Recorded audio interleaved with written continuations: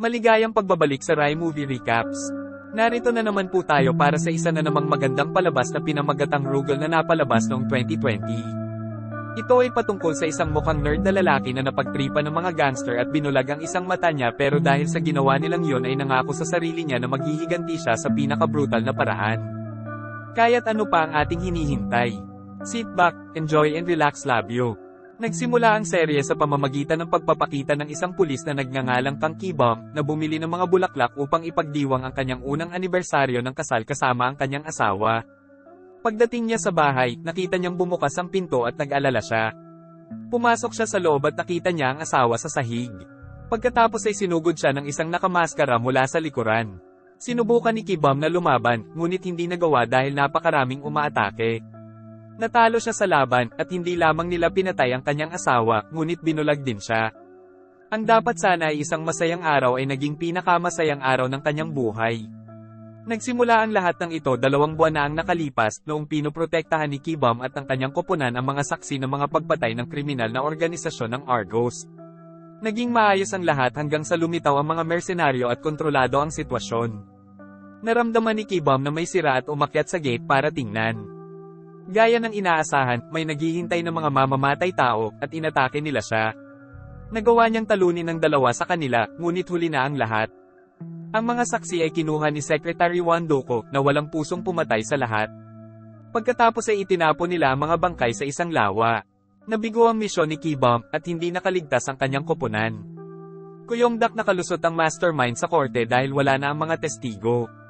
Si Ki-bum, na nasaktan sa pagkawala ng kanyang pamilya at koponan, ay hindi napigilan ng kanyang galit at sinuntok si Yongdak sa isa sa kanyang mga kaganapan.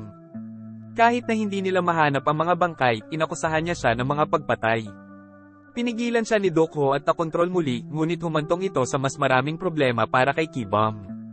Hinarap niya ang pagpuna sa pag-atake sa isang inosenteng lalaki sa korte, at kalaunan ay inatake siya at ang kanyang asawa sa anibersaryo ng kanilang kasal.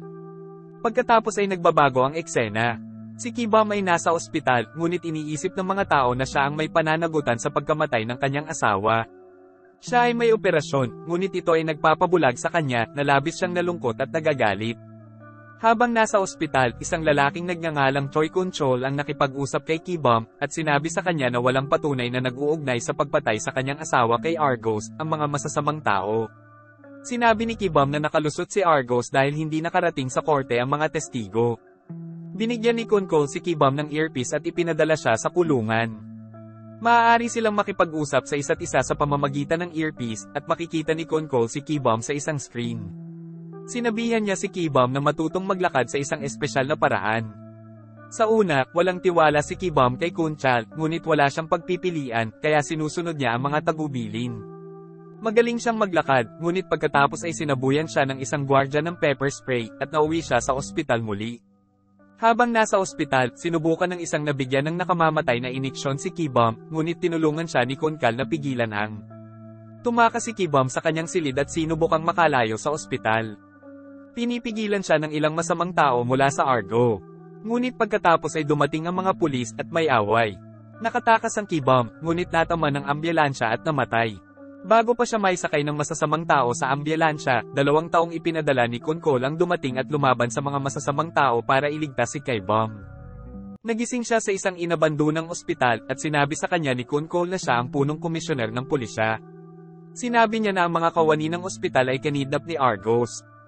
Nag-aalok ang Kun-chol kay Ki-bum ng pagkakataong magsimulang muli.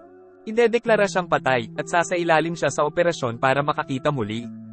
Bilang kapalit, kailangan niyang makipagtulungan kay Kun-chol para mapabagsak si Argos. Pumayag si Ki-bum at nagpa-opera siya sa mata. Si Dr. O ay gumagawa ng operasyon at ito ay gumagana. Nakikita na naman ni Ki-bum. Pumunta siya sa punong tanggapan ng Rugal kasama si Kun-chol at ang iba pang pangkat. Sa bagong lugar na ito, nakilala ni Ki-bum ang kanyang kasamahan na si Mina nang hindi inaasahan. Pareho nilang napagtanto na hindi nila kayang protektahan ang kanilang mga mahal sa buhay noon, ngunit ngayon ay may pagkakataon na silang makamit ang hustisya laban sa mga nanakit sa kanila.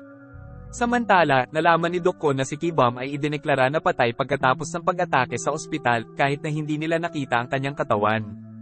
Sa isang pulong, sinabi ni Yongdak na papasok siya sa politika, at gusto niyang pakasalan ang kanyang kasintahang si Hiwon. Gustong tugunan ni Kibam ang mga pumatay sa kanyang asawa, ngunit sinabihan siya ni Kunkol na tumutok sa kanyang pagsasanay at makibagay sa kanyang mga bagong mata. Kinausap ni Kibam si Guang Chol para sa payo kung paano makakuha ng pagkilala sa Rugal. Sinabihan siya ni Guang Chol na harapin si Mina at pagkatapos ay ang kanilang team leader na si Taewon. Nilabanan ni Kibam si Mina, ngunit naging emosyonal nang bumunot siya ng kutsilyo. Sinasabi niya sa kanya na manatiling matatag at huwag hayaang makahadlang ang mga emosyon. Lalong humigpit ang pagsasanay ni Kibam habang kumukuha siya ng matitigas na suntok at sipa mula kina Guang Chol at Mina.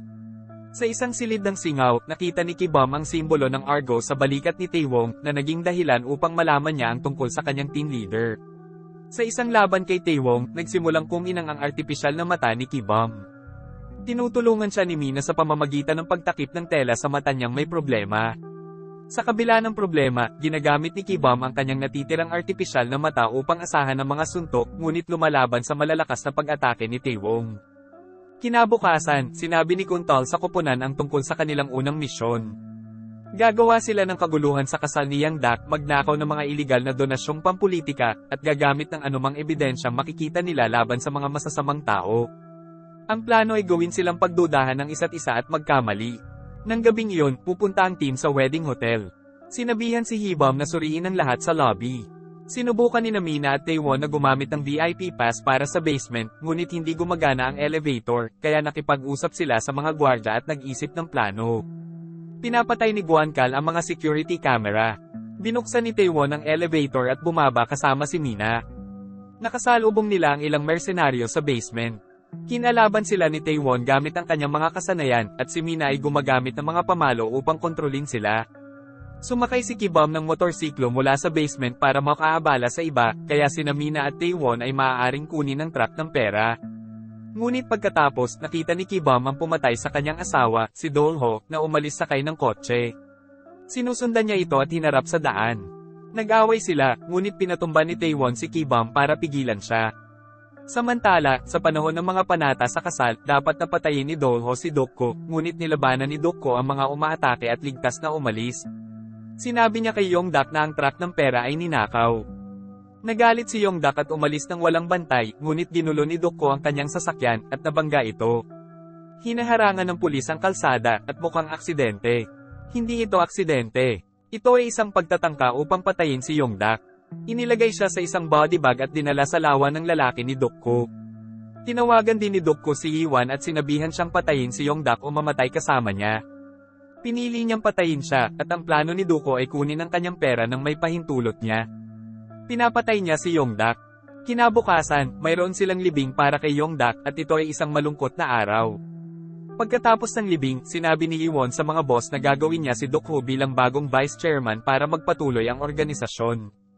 Hindi ito gusto ng mga amo, ngunit pumayag sila kapag sinabi niyang kukuha sila ng pera ni Yongdak. Mas pinapahalagahan nila ang pera kaysa sa kung sino ang namamahala. Nilabag ni Kibam ang mga patakaran, kaya pinatay ni Kunkol ang kanyang mga artipisyal na mata. Galit si Kibam at nagtanong kung paano niya pakakawalan ang taong pumatay sa kanyang asawa.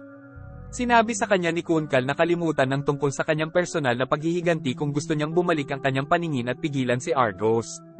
Nadismaya si Kibam ngunit pagkatapos ay humingi ng paumanhin at humingi ng isa pang pagkakataon upang magsanay. Namangha si Kibam kay Mineb. Sa pamamagitan ng pagpigil sa kanyang hininga sa ilalim ng tubig ng mahigit 3 minuto. Maaari siyang kumuha ng mga suntok kay Guangchao at gumawa ng mga kahangahangang flips, ngunit napakalakas pa rin ni Tuam para sa kanya. Nalaman ni Kibam ang mga espesyal na kakayahan ng kanyang kasamahan mula sa medical team. May chip sa utak si Mina na kumokontrol sa daloy ng dugo niya. Kung magagalaw ito, maaari siyang maparalisa. Nasunog si Guangchao sa isang pagsabog, at pinananatiling malusog ng kanyang mga artipisyal na organo ang kanyang balat. Ngunit kung maputol ang kuryente, mabibigo ang kanyang mga organo, kaya laging may dalang battery pack. Malakas ang metal na braso ni Tuam, ngunit kailangan niyang magsumikap para makontrol ito, at maaari itong masira kung hindi siya mag-iingat. Sa isang practice match, nakipag-away si Kibam kay Tuam. Ginagamit nila ang kanilang mga espesyal na kakayahan, ang malakas na metal na braso ni Tuam at ang artipisyal na mga mata ni Kibam. Ngunit naantala ang laban nang makatanggap sila ng alerto tungkol sa isang bomba sa istasyon ng pulisya. Sinasabi ng taong nagtanim ng bomba na pinatay nila ang asawa ni Kebem. Kahit na idineklara ng patay si Kebam, maaaring nalantad ang kanyang pagkakakilanlan noong siya ay nag-iisa. Iniimbestigahan nila at nalaman na ang lahat ng impormasyon sa Argos ay nawala sa isang sunog na maaaring dahilan kung bakit sila umatake. Ang pagbanggit sa pangalan ni Kebam ay isang lansi para mahuli sila. Nagpunta sina Kebam at Guang Chol upang tanungin ang taong nagtanim ng bomba, ngunit inamin lamang niya na pinatay niya ang asawa ni Kebam gamit ang isang kutsilyo at pagkatapos ay pinasabog ang kanyang sariling utak. Dinala nila ang katawan sa isang ospital at tinitingnan ni Dr. O ang device. Sinabi niya na ito ay sinadya upang pasiglahin ang katawan sa pamamagitan ng utak, ngunit ang ginamit ng taong Argos ay may depekto, at siya ay namatay pa rin. Ang teknolohiyang ito ay inabandona ng Rugal dahil mayroon itong masamang epekto. Iniisip ni Kebam na maaaring konektado dito ang pagkidnap sa direktor ng ospital na si Kebam. Maaaring gusto ni Argos na bumuo ng mga device na ito ang kanyang kadalubhasaan na nag-uugnay sa dalawang insidente. Napagtanto ni Rugal na maaaring gumawa ng krimen si Argos para makuha ang teknolohiyang ito para sa kanilang masasamang plano, ngunit hindi nila alam kung sino mismo sa Argos ang may pananagutan. Upang matuklasan ang misteryo, sinabi ni Kuntal sa koponan na bantayang mabuti si Yiwen at ang iba pang mga boss sa Argos. Plano nilang lumikha ng isang salungatan sa loob ng Argos, umaasa na ito ay magbubunyag ng kanilang tunay na intensyon. Ang bawat miyembro ng koponan ay sumusunod sa ibang boss, ngunit sinabihan si Kebam na tulungan ng iba sa halip na tumuon sa isang boss.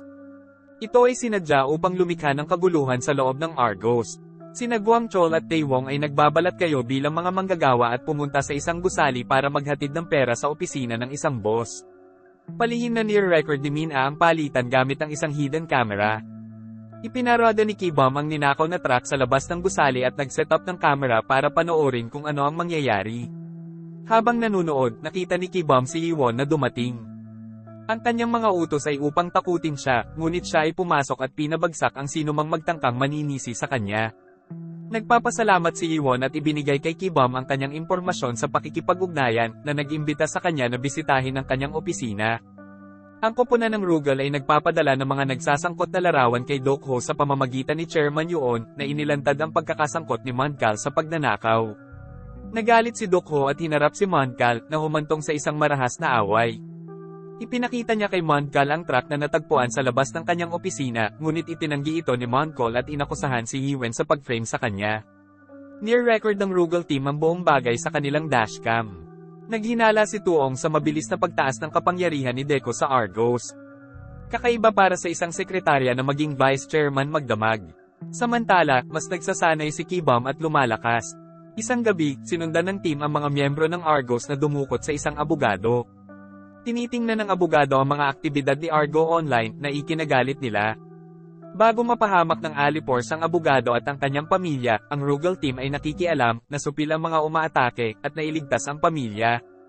Napag-alaman na si Dokko ang nasa likod ng mga kidnapping at eksperimento sa mga tao. Napilitan si director ko na tulungan siya, ngunit hindi nila matagumpay na naitanim ang mga device. Sa steam room, tinanong ni Guang Chol si Taewong tungkol sa kanyang nakaraan at kung paano siya sumali sa Rugal. Ikinwento ni Taewong kung paano pinatay ni Argos ang kanyang kapatid at gusto niyang maghayganti at protektahan ang kanyang sarili. Naging ibang tao siya dahil dito.